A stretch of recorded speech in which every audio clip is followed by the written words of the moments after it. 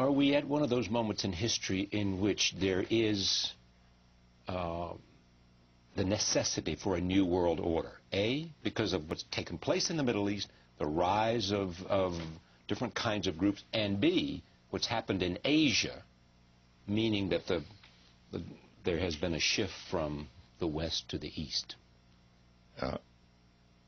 There's a need for a new world order, but it has different characteristics in different parts of the world. Just to go back to Iraq for a moment. Right. On the one hand, the manifestations of what is going on in Iraq are depressing and give some occasion for pessimism. On the other hand, simply as looking at somebody as a student of the future, I find it sort of interesting that there is now going on there conversations inside Iraq between the various parties, not going very far yet. Secondly, that there is a meeting of ambassadors which will graduate to foreign ministers of all surrounding countries, plus Egypt, plus the members of the Security Council. And that people are talking of broadening yet a third level in which you would bring in India, Pakistan, Indonesia.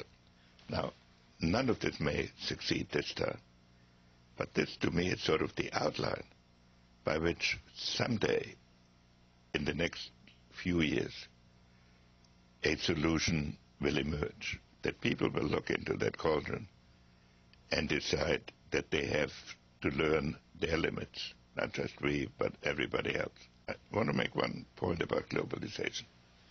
It's always discussed in economic terms, that everybody is better off. But that is only partially true. Everybody is better off on the average. But in some countries or in some regions, people lose their jobs. Major adjustments have to be made. That's the engine of globalization. The people who are disadvantaged by the process look to their governments for solutions. But the governments are national and the problem is global.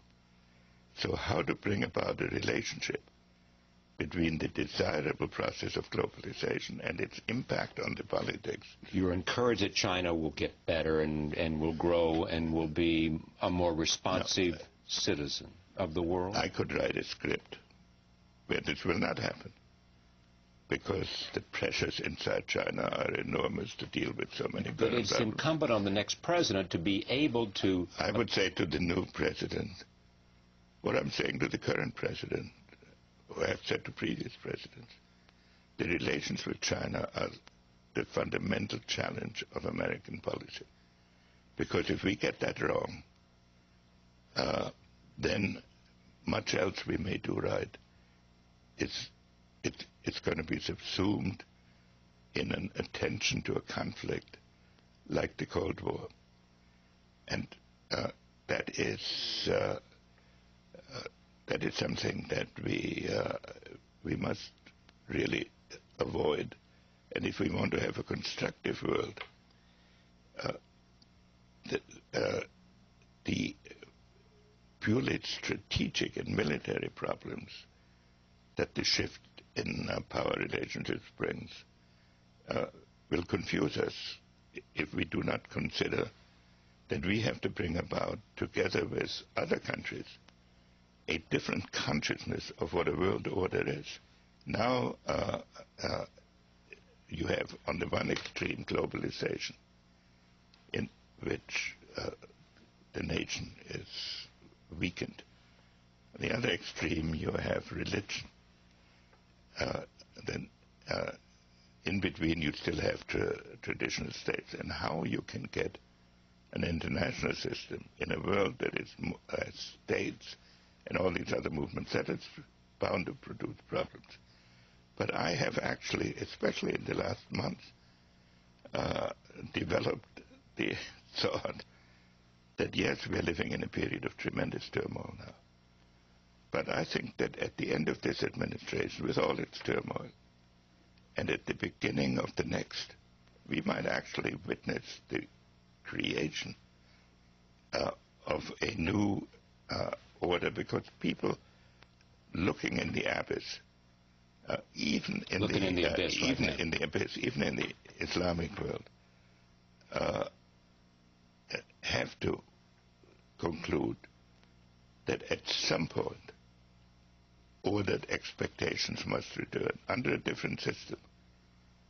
But you cannot wake up every morning wondering what horror is going to befall you. And so,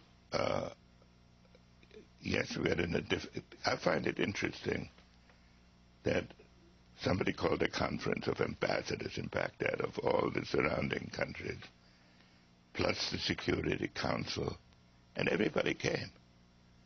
And it hasn't broken up.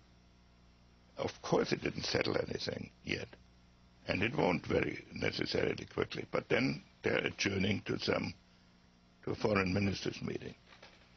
Now, it's just the beginning, a very small step on a road which either this administration will have to travel further, or a new administration. Somewhere along the line, something like this must happen. That's an appropriate place to end this conversation and as the beginning of a series of conversations, but it is to recognize that we are at one of those moments. Absolutely. Where there are forces at work, but and that people may be coming to an idea that we're looking at an abyss and need to come back from it, and you see some hope that that might be starting. It's also a great opportunity. Thank you for coming. Henry Kissinger, former Secretary of State. We began, as I said, this series of conversations with former secretaries of state, with people from not just the United States, but other countries, talking about this new world order and where we go from here. 1, 2, 3, 4.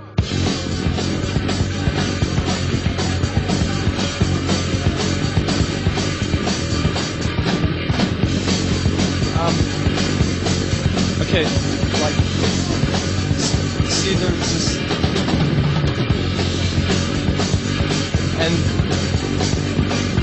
and then, never mind, forget it.